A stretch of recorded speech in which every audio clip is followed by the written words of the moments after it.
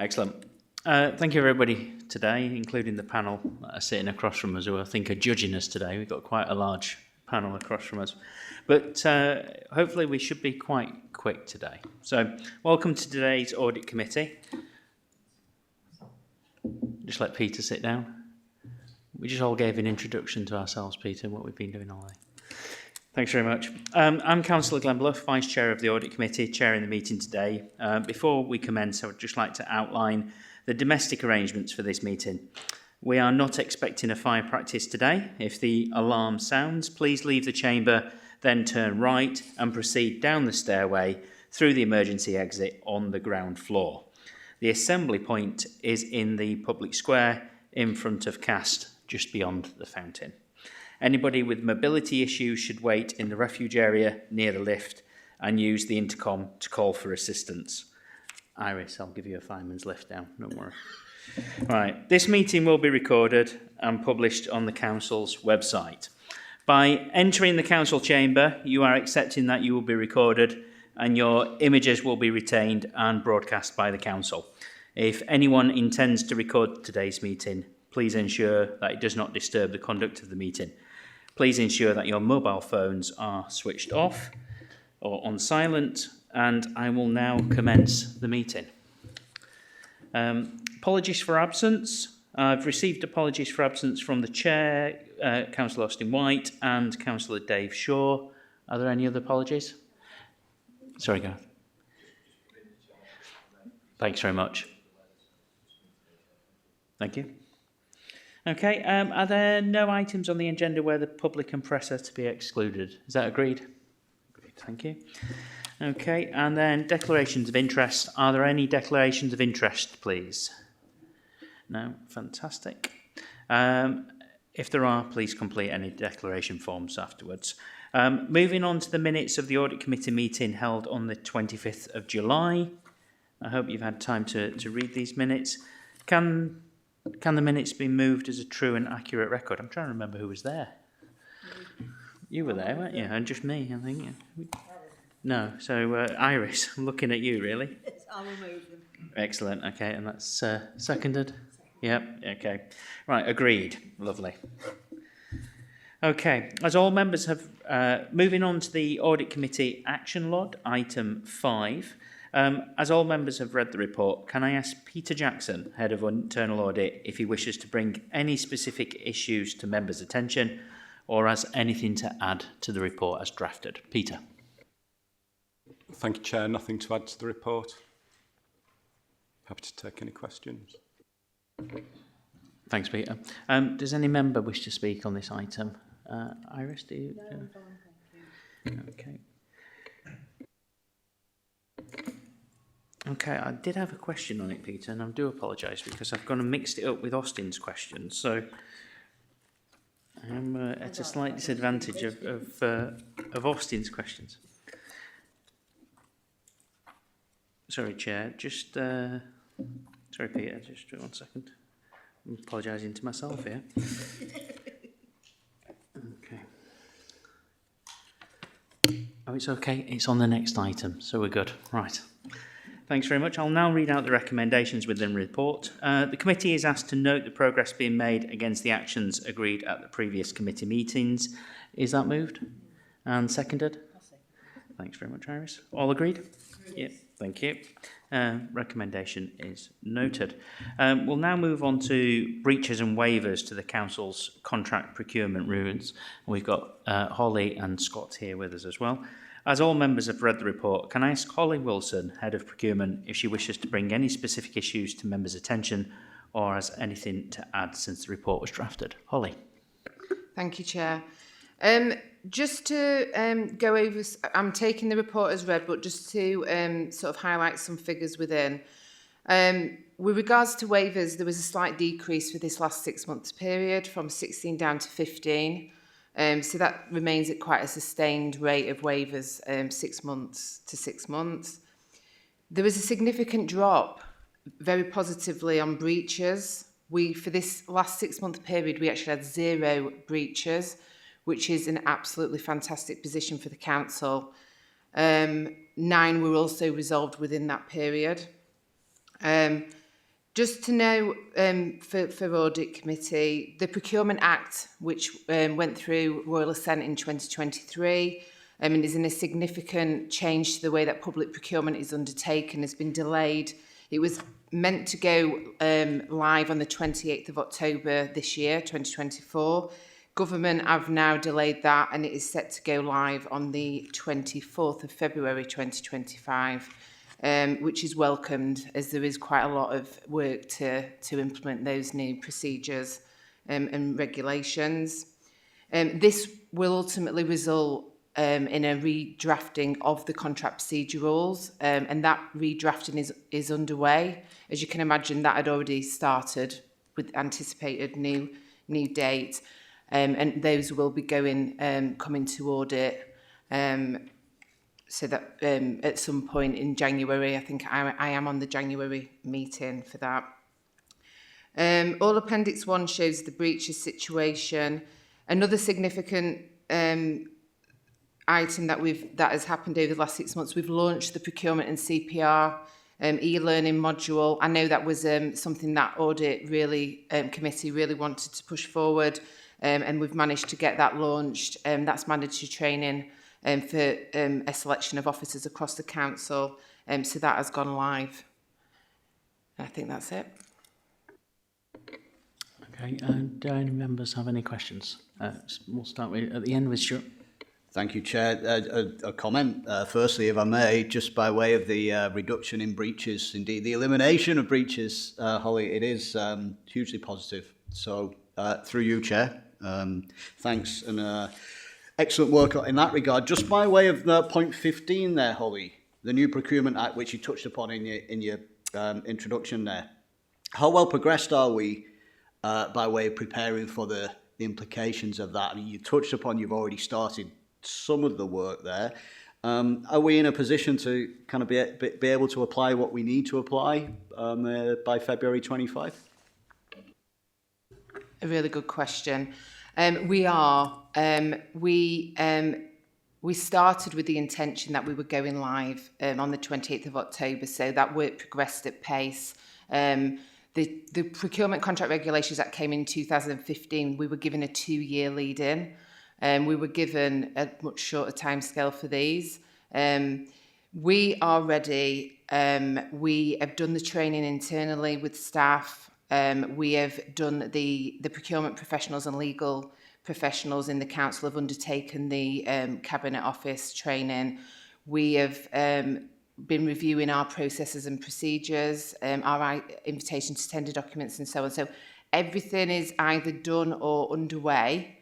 There are some small changes that are happening last minute from government, and that is giving us, we're sort of having to be quite flexible on those matters. Regionally, we are working together, the other public bodies and other local authorities, we're all in the same boat.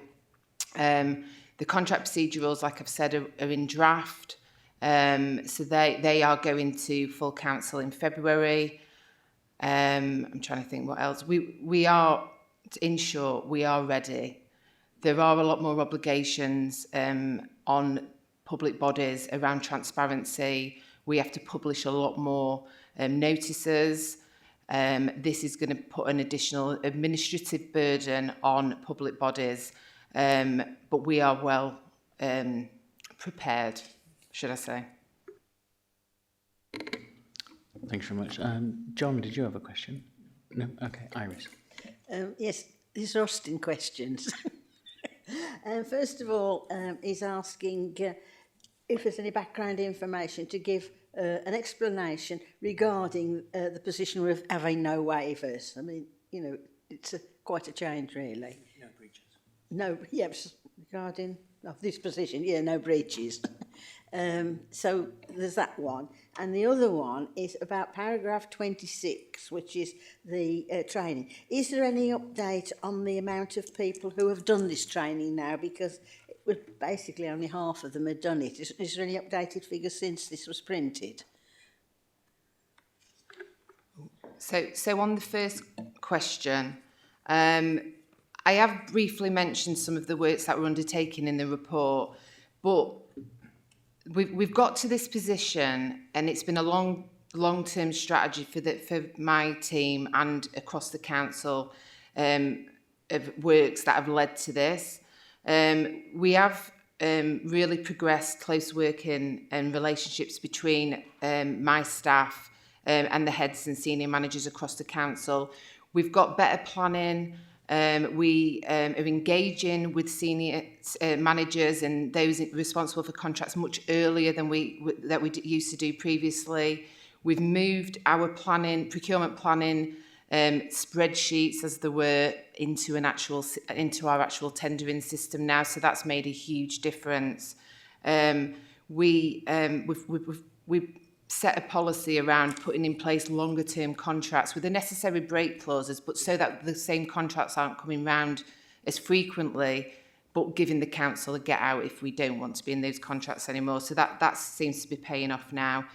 We've also, we have increased the direct award threshold up to 50k. So, that's not a result of us doing anything within the team. That's because of circumstance. The CPRs have allowed that direct award. So again, a lot of the breaches we used to get were below 50k. So that used to, those contracts can be awarded now directly without a need for competition, even though we do encourage it. And we do know that there is still ongoing issues, which obviously in CYPF with regards to the children's spend. So we're not out of the woods yet as regards compliance, but that's being dealt with separately. But yeah, we have done a lot of work and training and so on. Second question. The position that's in the report was of the 31st, is the figures that we've had access to up to the 31st of October. I have asked for an update on the position, which I've not got at this point. I've been liaising with HR colleagues on that. I would expect it to have improved the position, but we will be given a cut-off date for managers, and the expectation is, due to it being mandatory, that it is completed as soon as possible.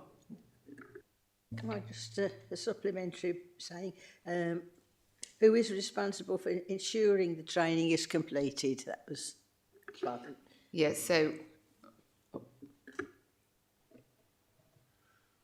it's classed as mandatory training, and managers will be able to get a dashboard showing who in their teams have completed their mandatory training. Obviously, the expectation is 100% will have done so.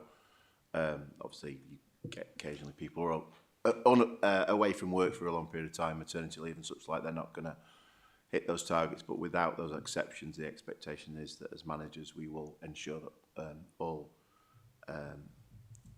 identified staff will need to do that. What we've done is, the requirement is that people managers complete the training, which is a sort of classification of people who have effectively direct reports to them.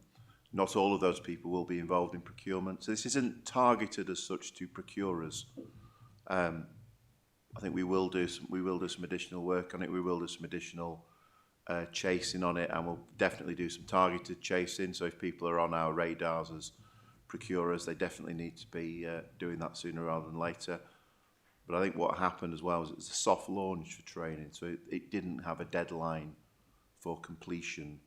Those people haven't missed their deadline yet, but I think that deadline will need to be put in as a sort of phase 2 approach.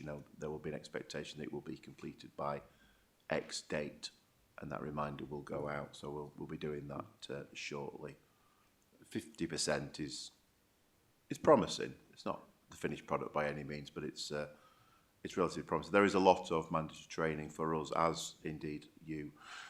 In your role as councillors, so we probably have a little bit more. So there is quite a lot for people to do, and obviously it isn't always the utmost of people's day-to-day thinking, but we will chase that and we will put a deadline on it. Thank you very much, Iris. I've got some questions of my own before I go into the second set of Austin questions. It's like he's here in Ghost. But just my first question, there's quite a few contracts in here that I noticed in the breaches and waivers regarding DSA. I just wondered if you could offer any further explanation as to how they ended up in this as opposed to a scheduled contract. As per the waiver description, I believe from memory, sorry, without bringing it up, that they were let as emergency urgent waivers due to circumstance and the requirements to get those contracts in place for when the council took over the site. So, and they've complied with the governance arrangements of the waivers. Sorry, Scott.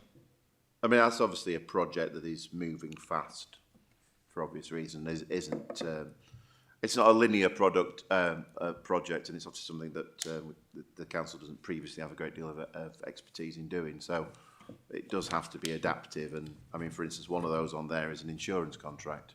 It doesn't really fall within our normal insurance for obvious reasons. So there was a requirement to get a bespoke insurance policy.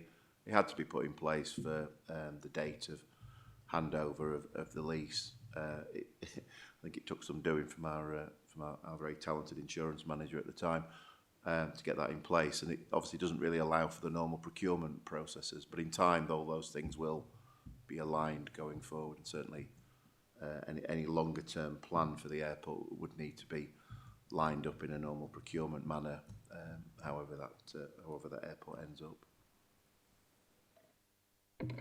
Thanks, Scott. Just another question for Holly. In terms of, we produce statistics on our purchase cards online, so that data, as I know, is in the public domain.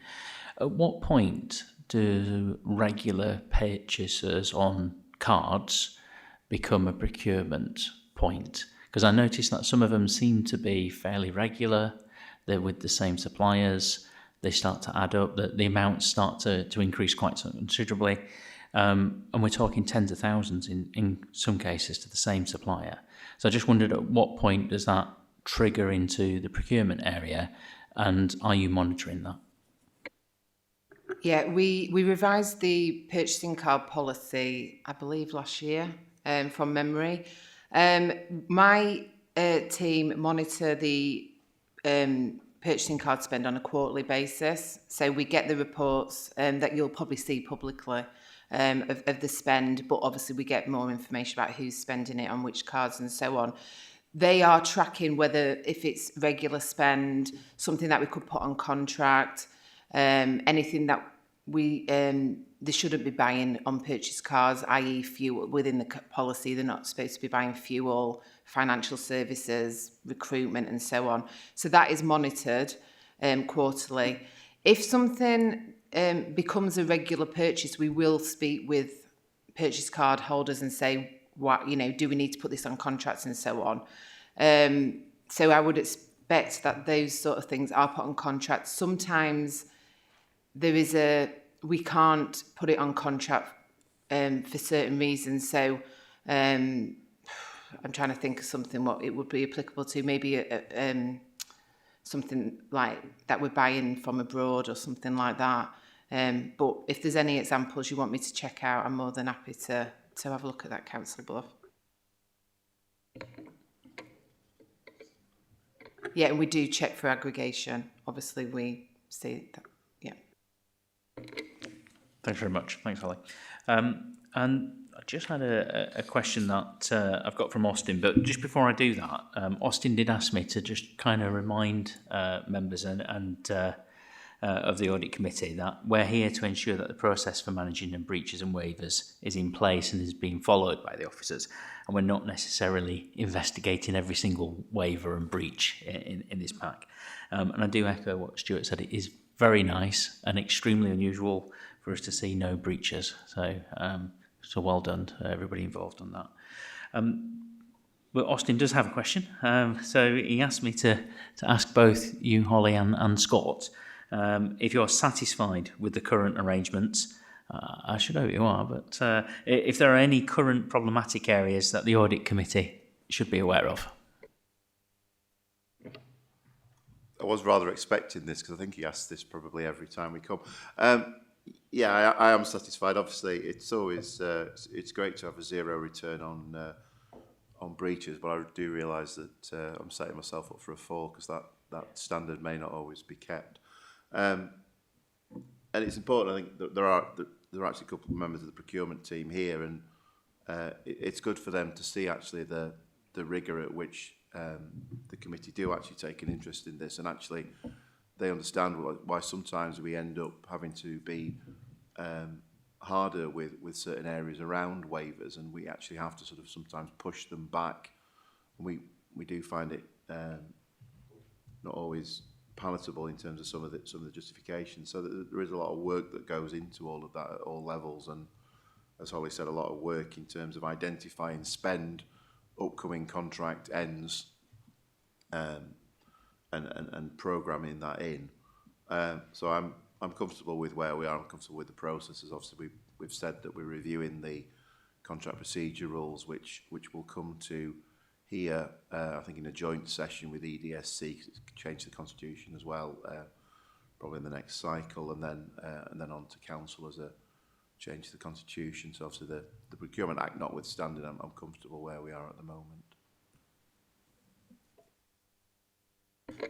Thanks very much. Holly, did you have anything you want to add? Or? No, I did, I am really happy of the position. When we do we start looking at the data and ensuring that we've got no breaches, double check and triple check, but yeah, we're in a really good position. I'm satisfied. Thanks very much. Congratulations on getting the breaches down.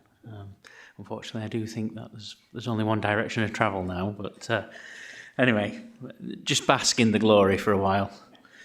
I'll now, if there's no further questions, I'll now read out the recommendation within the report. The committee is asked to note the waivers and breaches, lack of breaches, recorded for the period 1st of March to the 31st of August, and note the work undertaken by the strategic procurement team to ensure continued compliance and delivery of corporate procurement services. Is that moved? Okay, and seconded? Okay, all agreed. Lovely, thank you.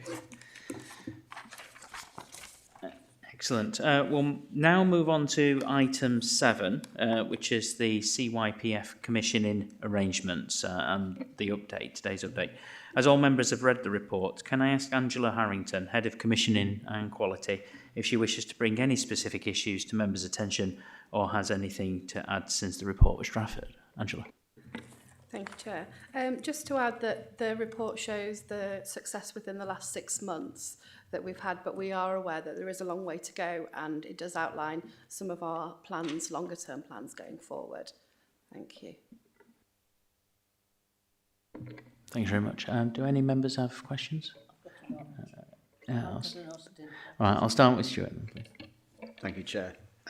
Chair, members received an excellent presentation from Angela and colleagues on this topic recently, which certainly helped me to get a better understanding of where we are, Angela, and excuse me, where we'd like to go. With that second point in mind, just item 5, it seems, and do correct me if I'm wrong here, the residential care placements seem a little more stubborn to bring into compliance. And later in the report, we've got a comment about the reluctance of providers, or they do not see the benefit, providers, Chair, of joining regional frameworks. Do we know why? Yes. So it's a very difficult market. Demand is increasing and continues to rise, and so is the complexity. And with that, what it means is that providers, there's no competition in the market. So there is probably, for every space, there are a number of young people that a provider could take. So where they would join a framework, some of them are national, so they wouldn't want to join a regional framework because they feel that's a duplication for them to have to join every regional framework, but also because they know that we will still place with them.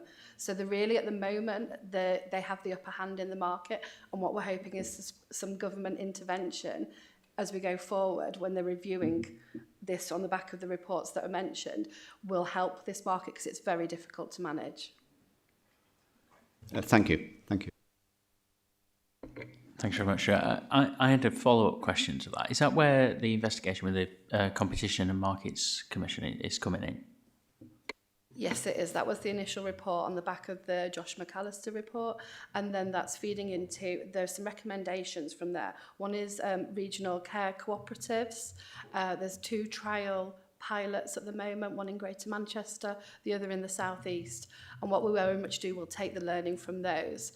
We did meet with Mutual Ventures as well, who are working with the government on this review and the regional care cooperatives, and they did speak to us around our processes and the difficulties we're having in the market. Okay, thanks very much. Iris, John? Iris. I've got an Austin and me. Austin says, we can say that substantial improvements have been made. However, when do you expect to be on a sounder basis than currently, particularly in relation to reducing the amount of off-contract spend? Thank you. Yeah, this is a difficult one to answer because we've set out some plans and there are things within the report that will hopefully see a change.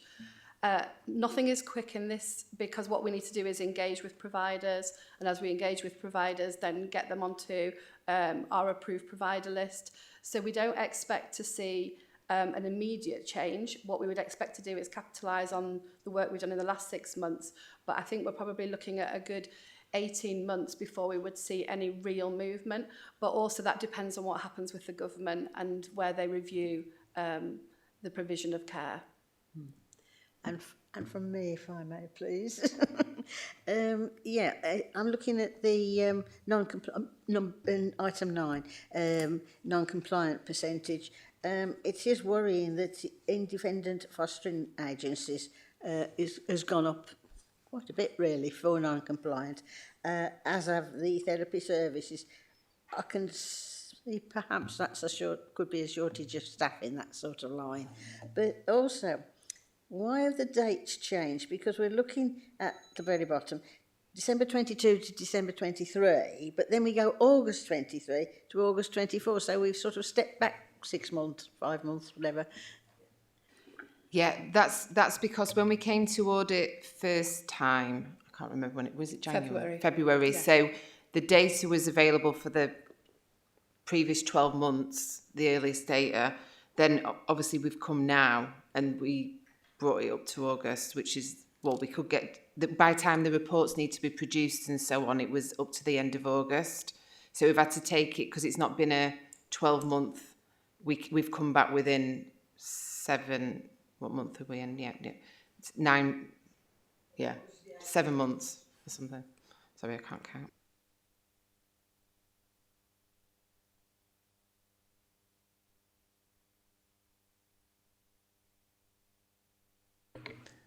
Was that one?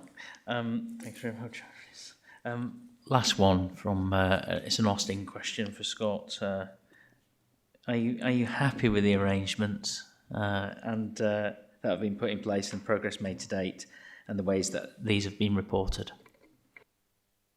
I think it's an improving picture. It's not a finished picture by any means, and obviously this is very much commissioning, isn't it, rather than just straight procurement. You know, the normal standards of buying services or widgets that just simply do not apply to this very, very, very sensitive area, frankly. And as has been explained by Angela and within the report, there are lots of moving parts. So it's by no means a finished picture, but I think we are at least on the right track, and certainly Angela and Ollie's teams are interacting and working well and being supported, and so the movement back of the trust into the council and the reintegration of things there can only assist that, and those relationships, although new, are good. So I'm sure it will be better the following time it comes. I really am setting myself up for a fall now, aren't I? I am hopefully will be better when it comes here again. Okay, thanks very much, Scott. I'll now read out the recommendations within the report. The committee is asked to note the reduction in non-compliant spend following the successful launch and implementation of the 16+ supported living framework from 90% to 47%. Note the continuing works and measures in place for improving the compliance spend and controls in relation to children's residential care placements, and to note the reduction in non-compliant children's residential care from 55% to 46%, taking into account an overall increase in the spend amount. And finally, note and have assurance from the continuing work undertaken by the CYPF Directorate Commissioning in conjunction with the Strategic Procurement Team to ensure compliance and delivery of the remainder of services. Is that moved? And seconded? Thank you. All agreed. Excellent. We now move on to item 8, the internal audit report for the period July to October 2024. As all members have read the report, can I ask Peter Jackson, Head of Internal Audit, if he wishes to bring any specific issues to members' attention or has anything to add since the report was drafted? Thank you, Holly, Angela and Scott. Peter. Thank you, Chair. This is my usual report and the usual format, bar a new section 5, which is about the global internal audit standards, which come into force for us in April 25.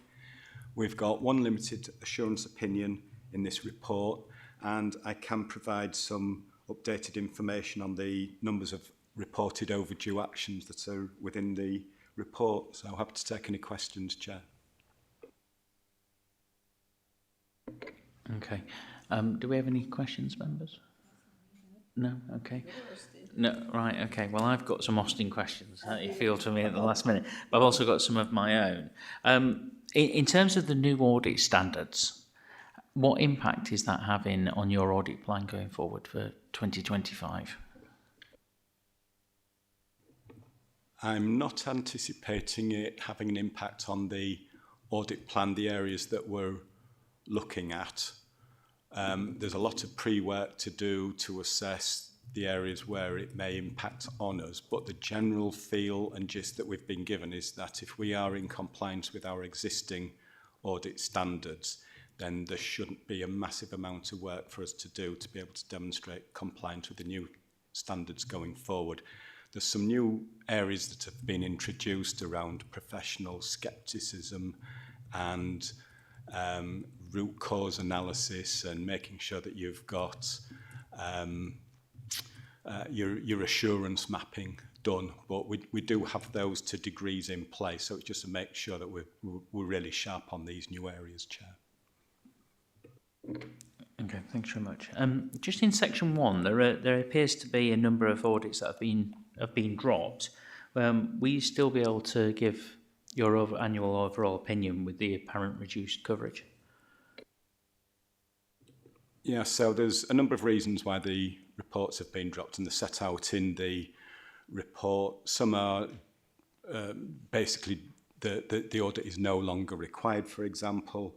Others is because of the resource limitation that we've got in the team. We've had some sickness in the team. I've also given a big investment in terms of the training and development of team members this year. But the upshot of all of that is that I'm confident that we're still looking at the right areas in the audit plan. We're still well sighted on any new and emerging areas within the council.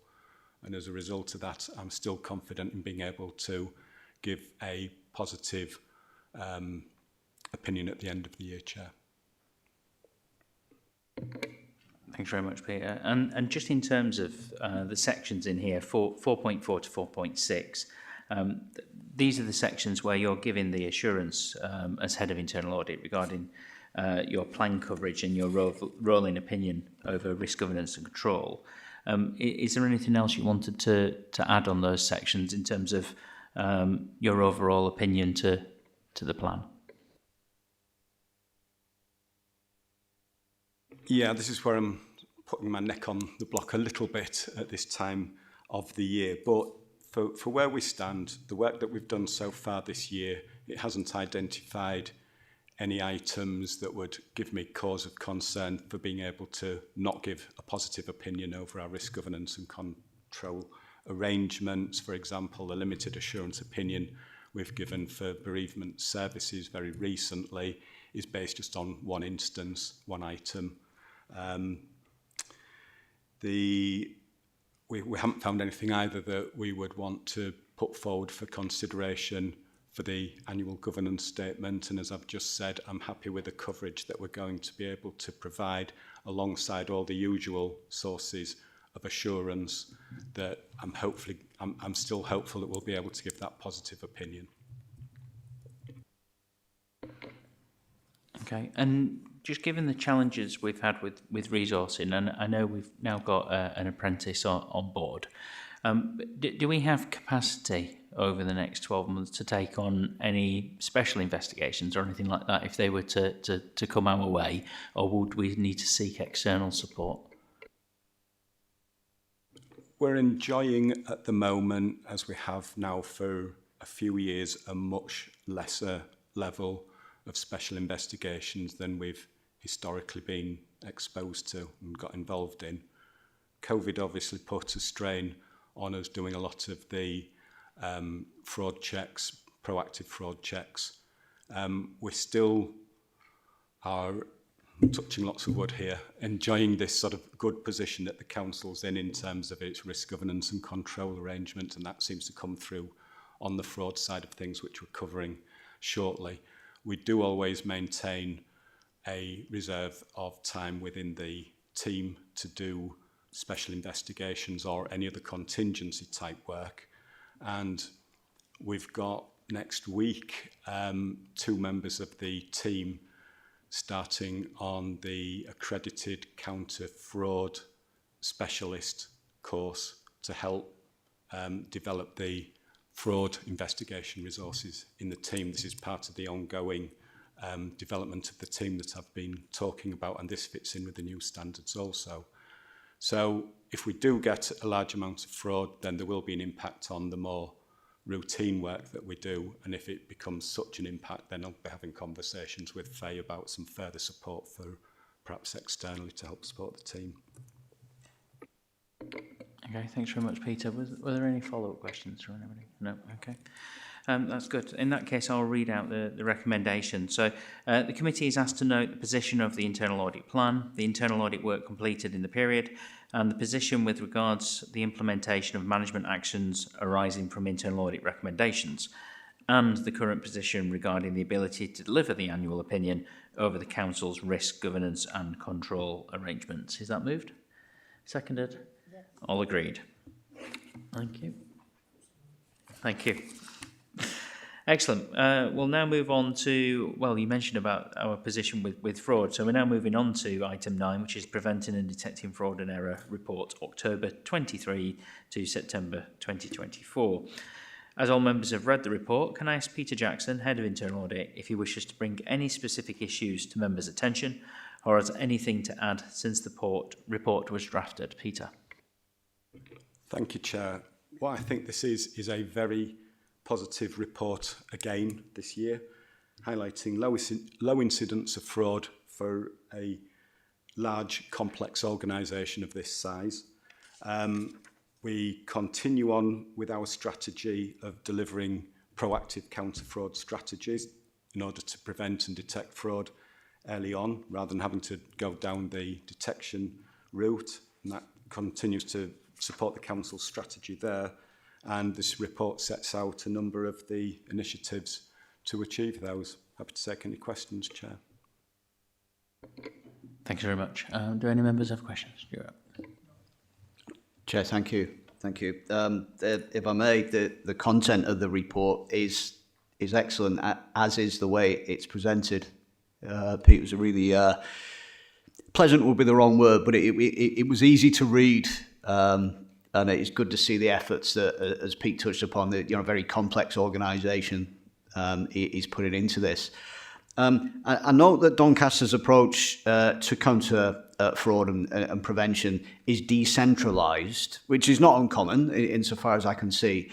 How do we coordinate our efforts, Pete? I'm just wondering, if there are dots to be connected here, where does responsibility for that sit?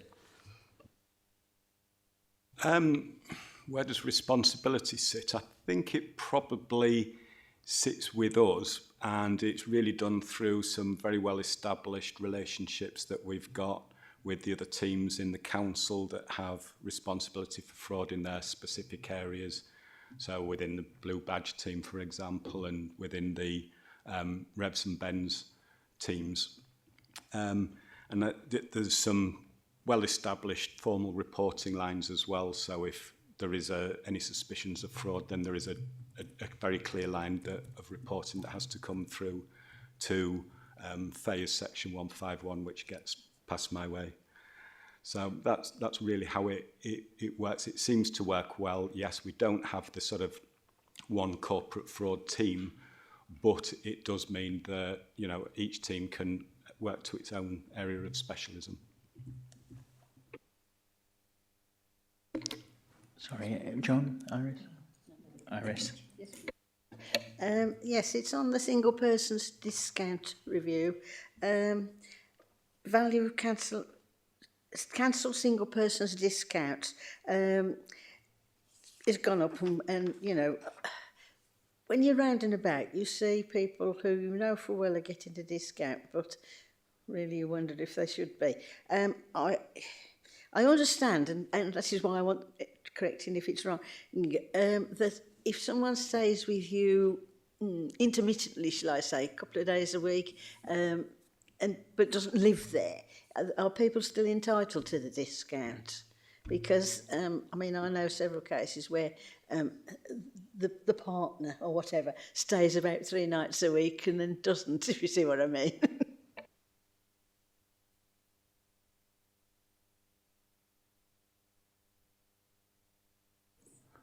Okay, so this isn't my area, but I think it's as long as they don't live with them permanently, that's the crux here. And I guess there's obviously a very fine line there. And this is why there is the regular rolling programme of reviews that get sent out to people, and lots of ongoing checks. There's lots of means for people to report concerns as well, and those will be followed up. So it's not an easy one, but it's one that we do have measures in.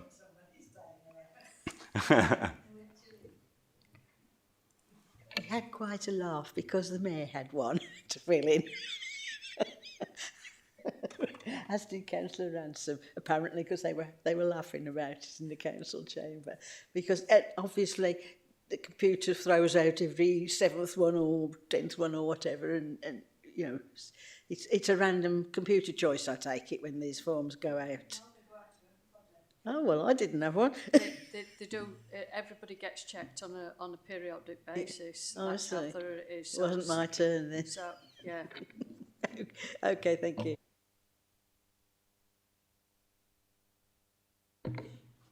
Thanks, Iris. Was that your last question? No, that's fine. Okay. I've just got a question just on the creditor invoice matching. I noticed it's broken down by prevented payments and recovered payments. I was just curious, does this include items such as authorised push payment fraud, APP fraud, where somebody attempts to change the details of the banking, which would be more of a deliberate attempt at fraud? The ones that we've got highlighted up here, I've had a bit more of a detailed look at because it does quite stand out, obviously, doesn't it? So nearly £1 million of the detected overpayments were due to one supplier basically misbilling us or billing us 3 times in error, but our systems prevented and detected that duplicated payment and stopped it going out. So that covers the majority of the actual value there, and then those self-same systems prevented the remaining £300,000. The nature of the ones that did get paid appear to be more just not applying the controls as stringently as they could be, but in overall terms this represents an extremely minute amount of payments that the council makes. In terms of the more sort of complex payments that you're talking about, I don't think it applies to those. Those will be covered more in the reported frauds at the end of the report that we've got here, Chair. Excellent, thanks very much. Are there any other questions? No. In that case, I've got a question from a wonderful Chairman Austin. I know that this report has in previous years supported your overall governance and control opinion. Could you say that you assume the report will continue to support your opinion going forward? Is that right? Yeah, that's correct, Chair. I talked about this in the last agenda item about the sources of assurance, so the actual work that we do, but also the work that we do on the fraud side. As I said at the introduction to this report, we're experiencing very low incidence of fraud. It gives us good assurance over our control and governance arrangements. So yes, it contributes towards that, as well as the reports that we've covered earlier on around breaches and waivers. So these are all the sort of sources of assurance that you'll be familiar with seeing in my annual report. Okay, thanks very much. Thank you, Peter. So I'll read out the recommendation for this. That the committee is asked to support the production of the Preventing and Detecting Fraud and Error report and agree to appropriate publicity being produced to highlight the outcome from the Council's anti-fraud activity and to act as a deterrent to fraud. Is that moved? And seconded? All agreed? Yeah, thank you. Okay. Now we move on to item 10, which is Grant Thornton's progress report and sector update. As all members have read the report, can I ask Gareth Mills from Grant Thornton if you wish to bring any specific issues to members' attention, or if you have anything to add to the report since it was drafted. Gareth, over to you. Thank you very much, Chair. So I'll keep this pretty brief and just draw attention to a couple of points on pack page 84 or section 2 progress as at 15th of November per our paper. So our accounts and value for money audits for 23-24 are well underway. They're progressing well. If I could mention the value for money work first, that work is virtually complete. We're expecting to agree the VFM report with Faye and other senior officer colleagues next month as planned, and that report will come to this committee at the end of January. So that work is virtually complete. On the account side, we're making good progress. You'll see there's reference in there to, I suppose, a slight delay in terms of the commencement of the audit at Doncaster through no fault whatsoever of the council or Faye and her team. I'll be very clear on that.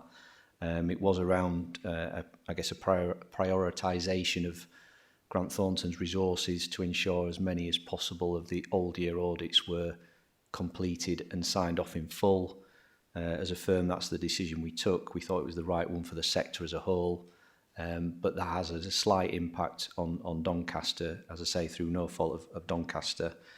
I do still remain very confident that we will complete the audit. The target is to complete the field work by Christmas and again agree the ISA 260 report on the accounts with Faye in advance of presenting that to the committee at the end of January. The work that we have done on the audit has gone very well so far. We've had a good level of engagement, as we always do, from finance colleagues. One sort of big issue that both sides are going to be working through is the valuation around the airport lease, which we've already previously discussed, Chair. But that aside, the rest of the audit is progressing well, and you know, I don't see any issues in terms of signing off both the accounts and VFM audits in advance of the 23-24 backstop, which is the end of February. So I'll pause at that point, Chair, but obviously happy to take any questions you and other colleagues may have. Thank you. Excellent. Do any members have questions? Stuart. Yeah, thank you, Chair. The Grant Thornton approach here compares very favourably indeed to the approach taken by some other firms, names of which I won't mention. So it's certainly welcomed as a co-opted member on the outside looking into this. Gareth's report and indeed his verbal his comments there made very, very explicit reference that there's no implication here by way of our finance team and Faye's colleagues as to where we are with this. Through you, Chair, I'm not sure if given that the minutes of this committee will form the official history of events, I'm not sure that our minutes, as when we discussed this previously, are quite as clear on that point as they might be. So it was more a request through you, Chair, if I may, that we might minute something precisely to the effect of Gareth's comments there. I mean, our minutes do touch upon the really good working relationships between Faye and the team and our external auditors, but through you, I'm not sure if they're quite as tight as the statement we've got here in Gareth's report.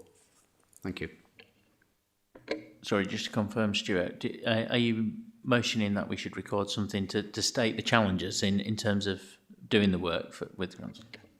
Yeah, it's a request, if I may, Chair, just to be absolutely clear. I'm not looking to apportion any blame here. There'll be no benefit in doing that whatsoever. And as I said, Grant Thornton's approach, insofar as I can see, compares really, really well to the actions taken by some other firms.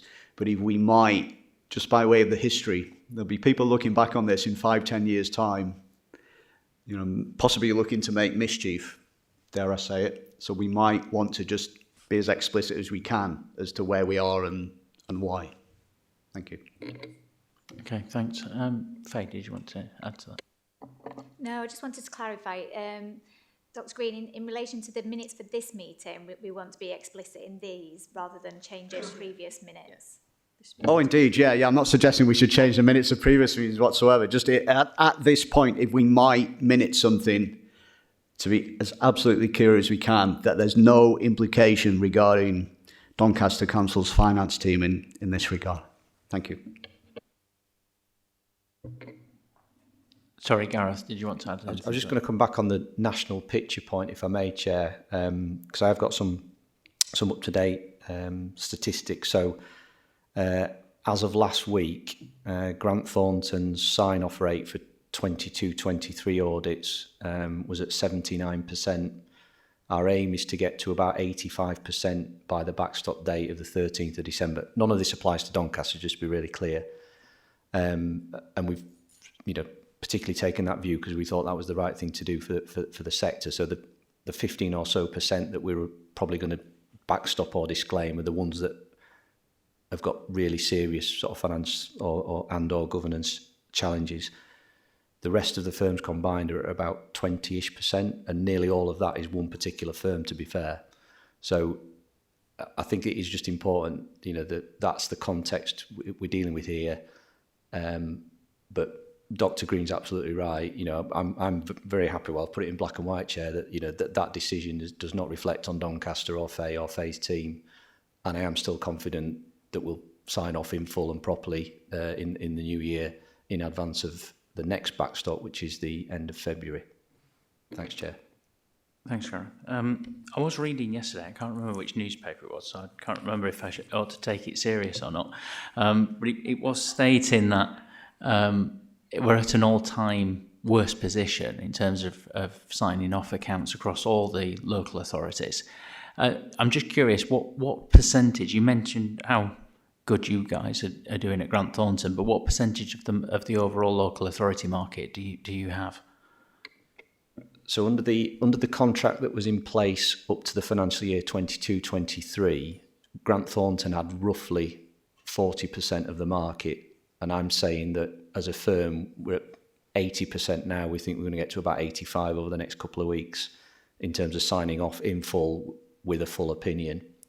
Under the new PSA contract, I think we've gone down slightly to about 37%, Chair, but we have inherited a high proportion of audits that are going to be disclaimed and backstopped for at least 1 year, and in a lot of cases multiple years, and that's going to be quite a headache to get those authorities back to a clean opinion, because it may take as Dr. Green is well aware, it could take 4 or 5 years.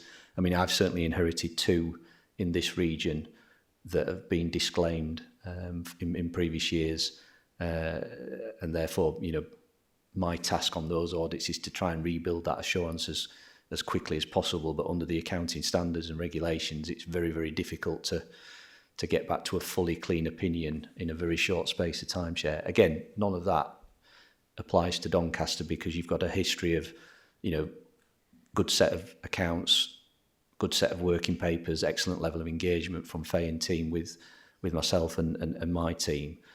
And it's really important that, you know, you don't get captured by that because it's a really difficult thing to get out of once you're in it.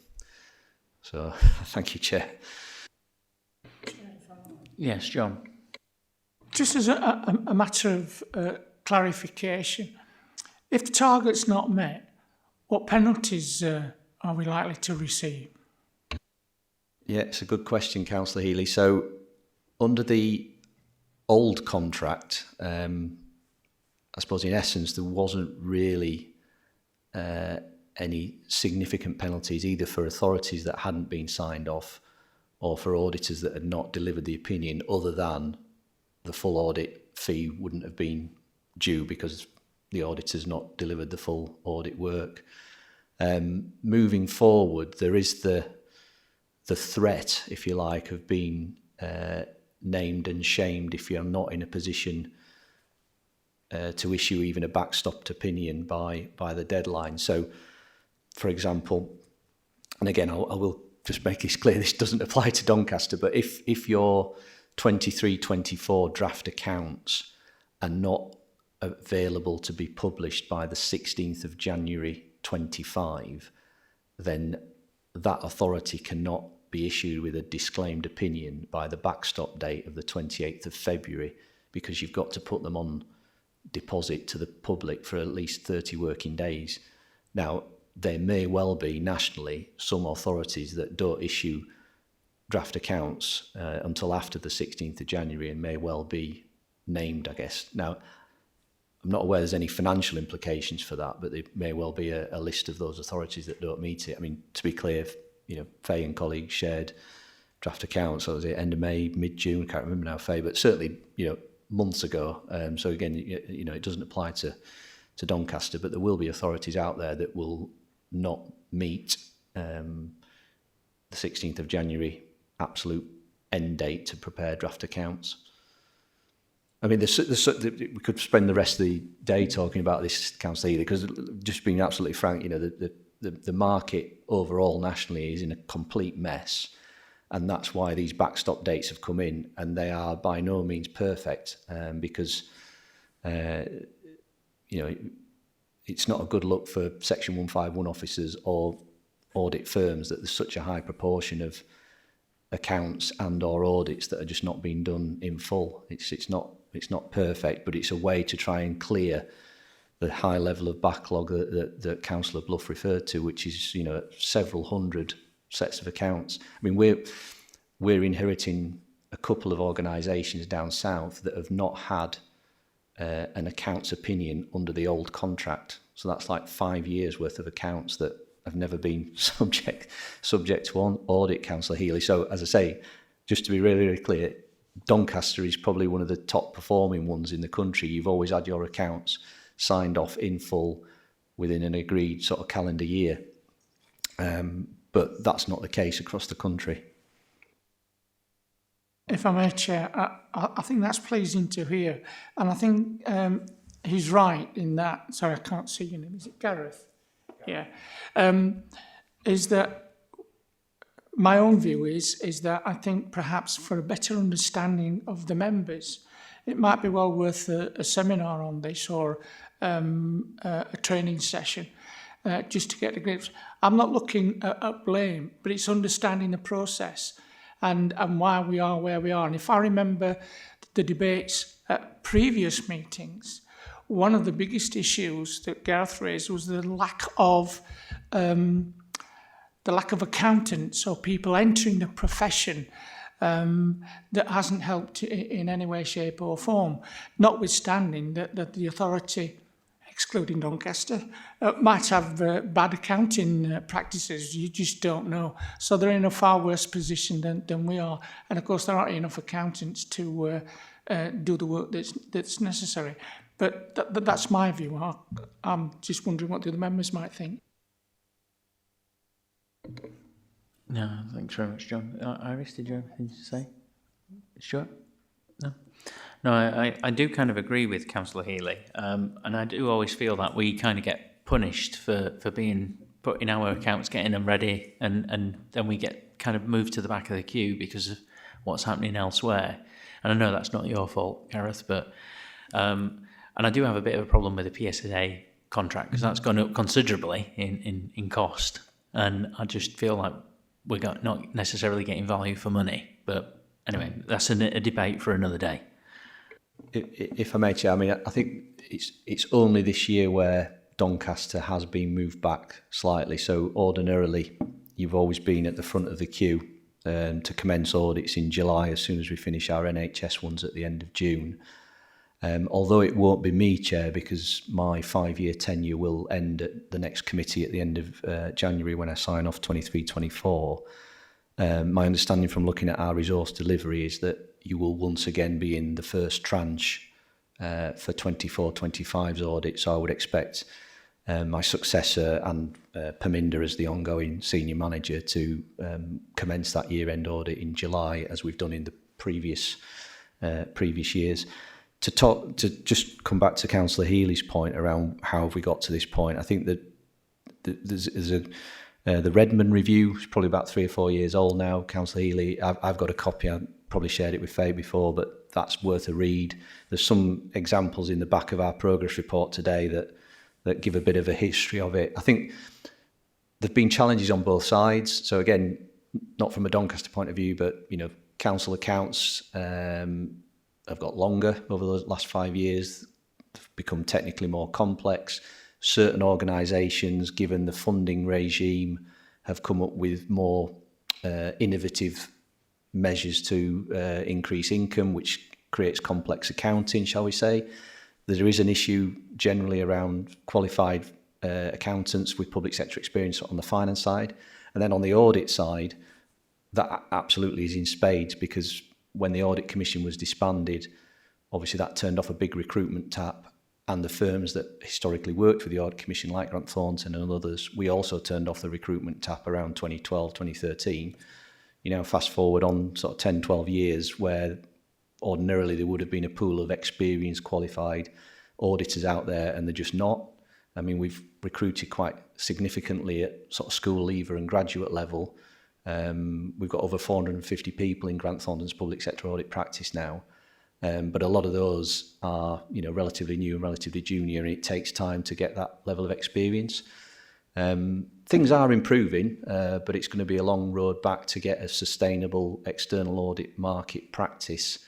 I would argue the new contract with the increased fees, as the Chair's mentioned, that does help because it provides a bit of certainty for firms to invest in their public sector practice, which we've certainly done. But the sort of capacity issue will remain until sufficient numbers come through to that manager, senior manager, and then director partner level. And at the minute, there's quite high barriers for someone to sign off a set of NHS or local government audits. So for me to do that, I had to demonstrate a lot of evidence to the Institute of Chartered Accountants of England and Wales to do that. And without working in public sector audit, you're going to struggle to do that at the minute. They are planning to expand that capacity, but it's quite a strong barrier to entry. So it's a long programme, but things are starting to improve, but it's going to take quite some time, Councillor Healy, I would say. Okay, any further questions? No, I'll now move to read out the recommendations. So the committee is asked to note the report. So is that moved? Yes. Seconded? Yes. All agreed? Excellent. So the report is noted. That concludes the item of business today on today's agenda. Thank you everybody for their attendance. I now declare the meeting closed.